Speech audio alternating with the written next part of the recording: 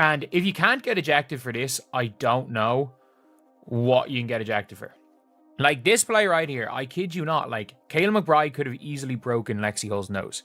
So if you guys didn't see the play, this was it. So McBride comes down with a rebound. Lexie Hull tries to reach around. Hull doesn't really have hands on her by the looks of things. Yeah, her hand's here. It's a foul on Lexie Hull. Cool. It's a foul on Lexie Hull. It is what it is. Then Kayla McBride has a bite. At this stage, by the time Kayla McBride's here, Lexie Hull's nowhere near. And then she clocks her in the face with an elbow. Like, that's not trying to get away. I'm sorry. Like, she'd already kind of pushed her off. So about that technical foul, the refs basically handed Kayla McBride one like it was nothing. They called it a technical, but honestly, it looked way more like a flagrant. She didn't just bump into Lexie Hull. She pulled her arm back, swung her elbow, and left Lexie holding her face on the floor. That's more than just a technical.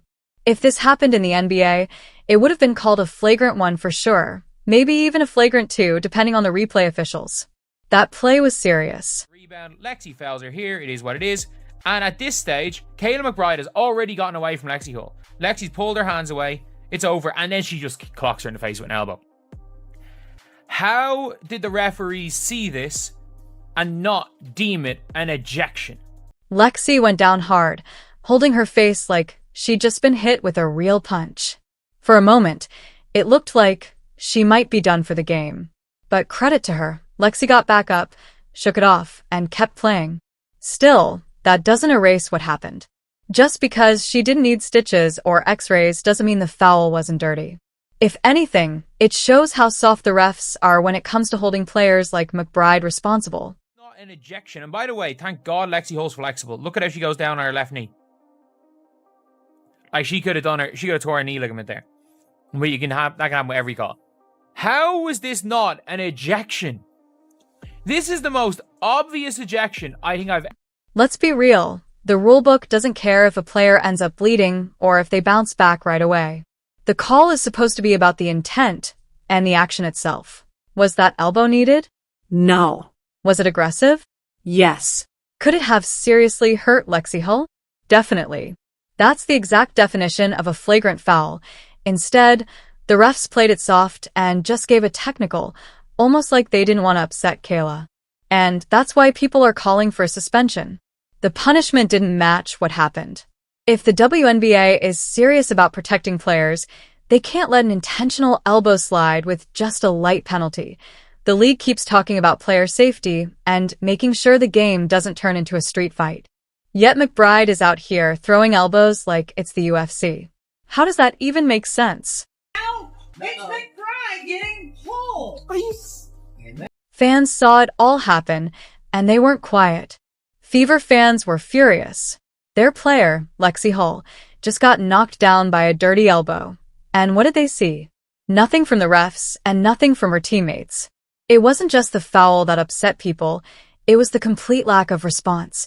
The crowd expected someone, Aaliyah Boston, the team's leader, or Natasha Howard, a tough veteran, to step up and send a message to Kayla McBride.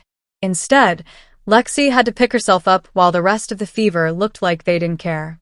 No pushback, no fire, no statement. That silence is what made the outrage grow in other eras of basketball. That never would have happened. Someone would have been shoved, fouled hard the next play, or at least confronted. Protecting your teammate is basketball 101. But the Fever? They looked soft, and let's be clear, McBride isn't some rookie who lost her balance. She's a veteran. That elbow was deliberate, aimed high, and meant to hurt. It was frustration, and she turned it into a cheap shot. That's why people are saying she should be suspended. The refs had the perfect chance to set the tone. Review it, call a flagrant, toss her out. Instead, they went soft and called just a technical, basically saying elbows to the face are fine as long as you don't break a nose. That destroys the league's credibility. The WNBA keeps talking about protecting players, yet here's McBride throwing UFC-style elbows and staying in the game. Fans see it, players see it, and that's why there's so much anger. Lexie Hull isn't just any player. She's a fan favorite, known for hustle and toughness. When she got hit, fans felt it was personal. They weren't only mad at McBride, They were also mad at the Fever for not standing up for her, and mad at the league for ignoring it. Even worse, this fits a pattern.